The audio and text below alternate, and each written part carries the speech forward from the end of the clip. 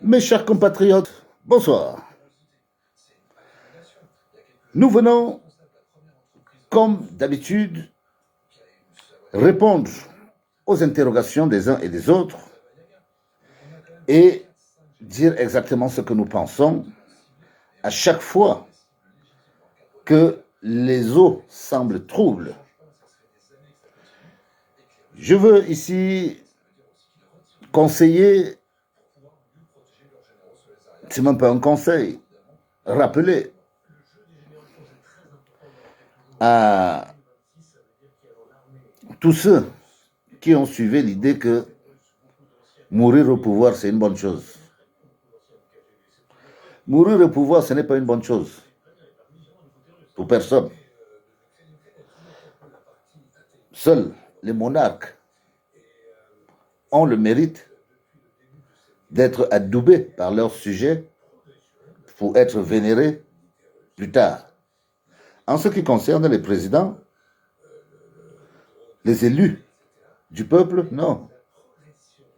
C'est pas évident pour un président de mourir en fonction et de garder l'image que lui, il s'est cultivée, croyant que le peuple s'alignera sur cette image. C'est vraiment c'est de faux calculs. Bref, en France, depuis la naissance de la République, un seul président est mort au pouvoir, soi-disant mort au pouvoir. Ce président s'appelait Félix Faure. Félix Faure est mort au pouvoir officiellement. Le pouvoir dit qu'il est mort de crise cardiaque à l'Élysée.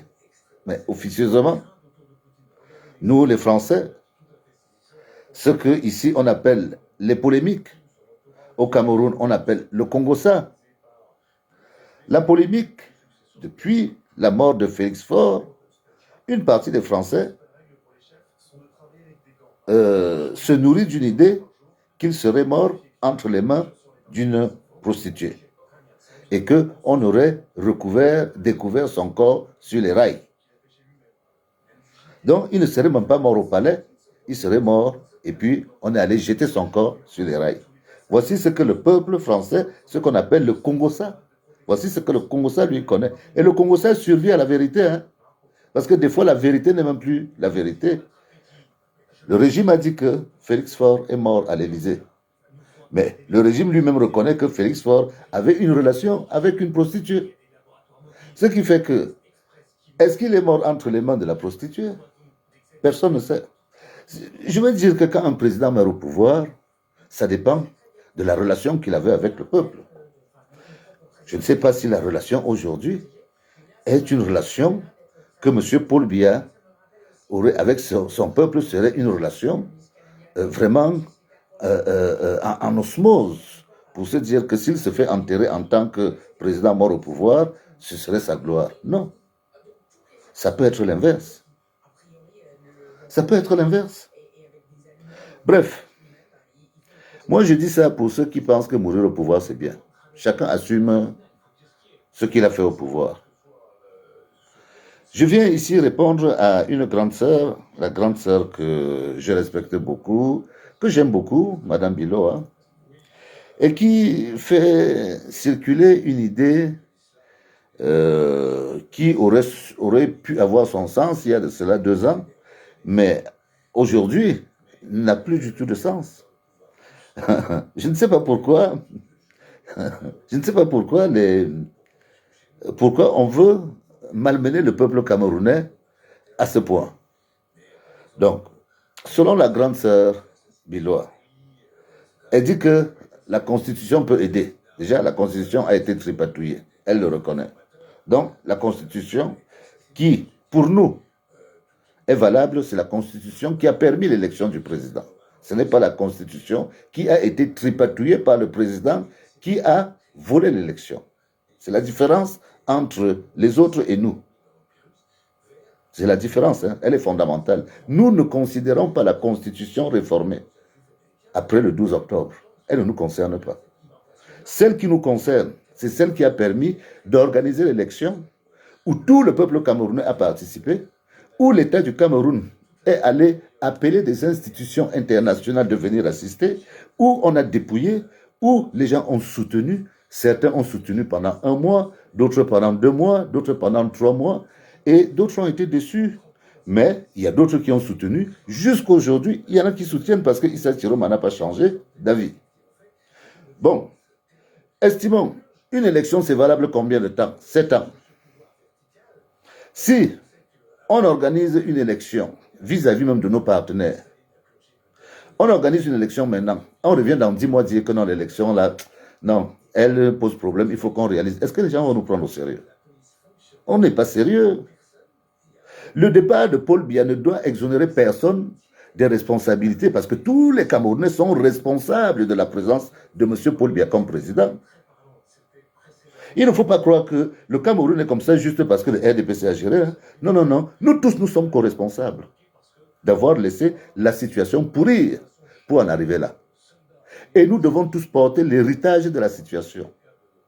C'est-à-dire pour être cohérent et crédible vis-à-vis des autres, il y a eu une élection, il y a un président élu, et il y a un peuple qui le réclame. Ce peuple se manifeste. C'est ça la cohérence. Comment allez-vous expliquer à ceux qui manifestent aujourd'hui que non, attendez un peu, dans 4 mois, on refait une autre élection, votre élection là n'est pas valable, c'est celle qu'on va faire qui est valable. Sur quel principe? Ça ne peut pas marcher, c'est rajouter des problèmes aux problèmes. Maintenant, vous donnez un principe que les caciques qui ont participé au régime de Paul Biya ne doivent pas participer, ne doivent plus faire partie de l'avenir.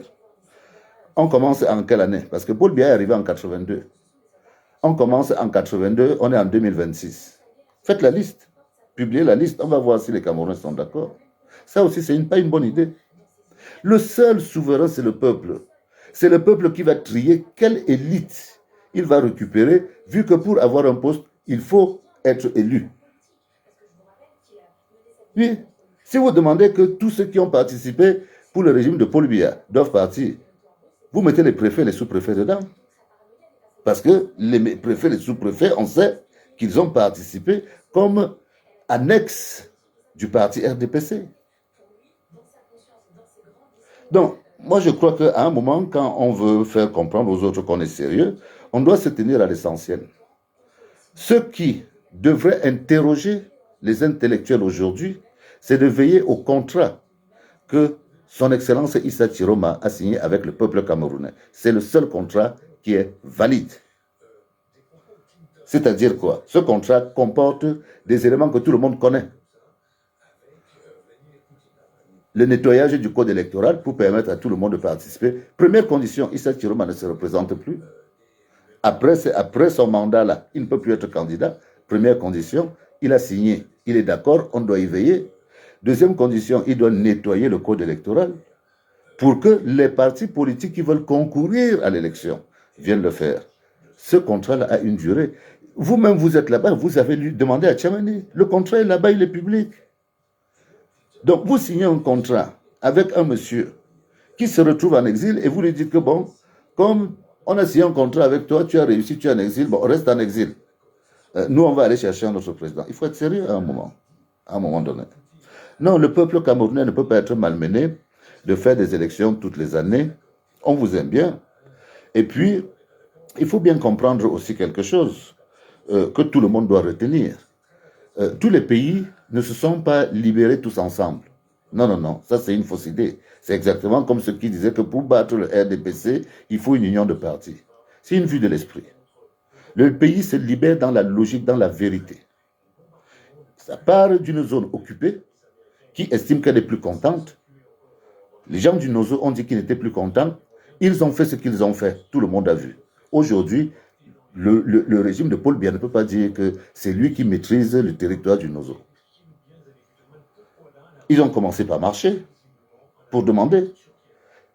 La seule chose que les Camerounais doivent retenir, c'est que, en tant qu'humains, si on n'a plus le droit de choisir, ça veut dire qu'on est devenus des animaux. Il n'y a que les animaux qui n'ont pas le choix. Quand les humains choisissent et qu'ils conviennent sur une décision, cette décision doit être appliquée.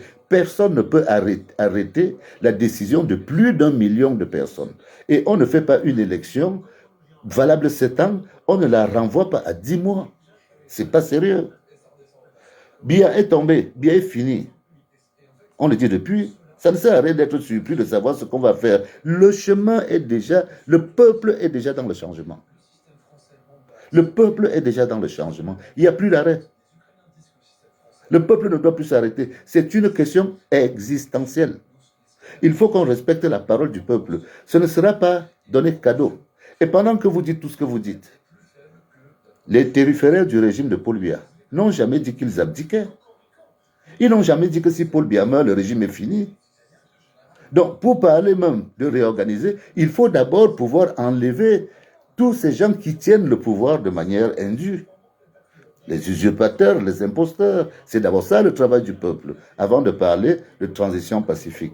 Mais j'ai l'impression qu'on se croit, je ne sais pas où, il n'y aura pas de transition pacifique comme à l'église. Non, ça va se... Les gars là ne disent qu'ils ne lâchent pas. On va vous expliquer comment. Il faut aller prendre. Ils disent que même si vous faites élection 9 contre 10, il reste une personne, la personne va se battre pour garder. C'est de ça qu'il s'agit. Ils ne sont pas là pour vous dire qu'ils veulent la paix avec vous. Donc le peuple ne va plus suivre tous ces atermoiements périodiques. Non, le peuple est lancé sur une course du changement. On y est depuis 2 ans. Peuple du Cameroun, jeunesse camerounaise, n'écoute pas tes parents. Si tu as réussi à battre Paul Biya, c'est d'abord tu as désobéi tes parents.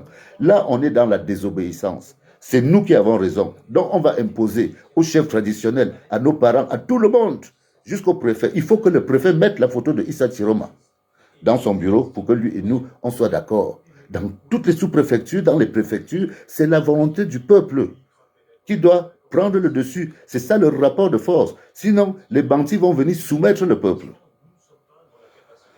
En attendant qu'on s'entende quand les dégâts, quand on aura cassé trop de bouteilles ou trop de verres, c'est ça le combat. C'est ça le combat. La marche est pacifique au départ, mais personne ne doit se leurrer. Eux, ils ne viennent pas pour faire la paix avec vous. Ils viennent pour vous imposer de ne pas faire ce que le peuple a décidé de faire. Or, le peuple dit que lui, il veut le résultat des urnes. C'est ça pendant 7 ans. Paul Biya meurt ou qui ne meurt pas, c'est pareil. Donc, on continue. La jeunesse sait quoi faire. La politique, c'est un rapport de force. Il faut s'imposer. C'est tout. Ça commence quelque part, ça finira quelque part. Voilà. Bonne soirée. Et pas de marche arrière. Vive le changement. Mouvement populaire à partir du 14, tel que les jeunes ont lancé. Que tout le Cameroun sorte pour faire respecter le choix du peuple. Le reste, on tient son excellence Issa Chiroma. Il viendra trouver un pays où il sera en sécurité, parce que ne croyez pas que Issa Chiroma va venir atterrir sur un pays. Non, il faut mettre le pays en sécurité pour qu'il puisse travailler. Et il va arriver quelque part, ne vous inquiétez pas. C'est le président élu. Tous ces bandits-là attendent qu'il fasse une erreur pour qu'il atterrisse d'une manière. Non. Quand Issa va atterrir, il aura l'assurance qu'il est en sécurité et le peuple va le protéger. Et il est attendu par le peuple. Ce peuple qui se lève à partir du 14 et qui dit maintenant, c'est le peuple qui, c'est la volonté du peuple qui va se pratiquer. Celui qui est d'accord avec le peuple, il vient avec le peuple. Nous demandons aux militaires d'aider le peuple à se faire respecter parce que tout le monde vit grâce au bonheur du peuple. Si le peuple est malheureux, alors personne ne peut dire qu'il est heureux. Et dans la situation d'aujourd'hui, si Paul Biya met des bateaux au large de Kribi et dire aux Camerounais qui ne sont pas contents de partir, vraiment, tout le pays va se vider parce que les gens ne sont pas contents. C'est de ça qu'il s'agit. Si on pouvait vider le Cameroun, les laisser avec les terres là, les Camerounais partiront. Mais les Camerounais n'ont pas le choix, ils doivent vivre au Cameroun, donc ils doivent s'imposer. C'est des millions de personnes. Par région, ils sont au moins, ils sont 5-6. Au nord, moi je vous ai dit, votre problème au nord, c'est le Lamido. Le Lamido de Rebouba. Parce que lui, il est en pacte avec le régime du Sud. Voilà les gens qui empêchent le nord d'avoir le pouvoir. Parce qu'eux, ils vivent bien, leur famille vive bien. Leur famille vive bien. Mais le peuple, lui, souffre. Ce n'est pas ça. Tant que lui, il est en relation avec le pouvoir au Sud, le peuple peut souffrir. Or, les enfants du Nord ont raison. Il faut désobéir à toutes ces personnes pour qu'ils respectent votre volonté, pour que vous aussi, vous puissiez vivre comme des humains. C'est de ça qu'il s'agit. Donc, moi, je suis très content d'avoir entendu la grande sœur, mais la solution apportée n'arrange pas la solution, n'arrange pas le problème, parce que allez expliquer à ceux dont les enfants sont morts que leurs enfants n'ont servi à rien. Peut-être que vous aurez la réponse qui correspond. Peut-être que moi, je suis même je suis doux. Mais il y a une réalité, c'est que il n'y aura pas un peuple demain qui n'existe pas aujourd'hui. Et un peuple n'est pas seulement là pour voter. Un peuple est là pour que son vote soit respecté. Et tout le monde sait que ce peuple a voté. Ce vote est valable 7 ans. Il ne plaît pas à tout le monde, mais c'est le vote des Camerounais. Il faut le faire appliquer. Je vous remercie. Bonne soirée.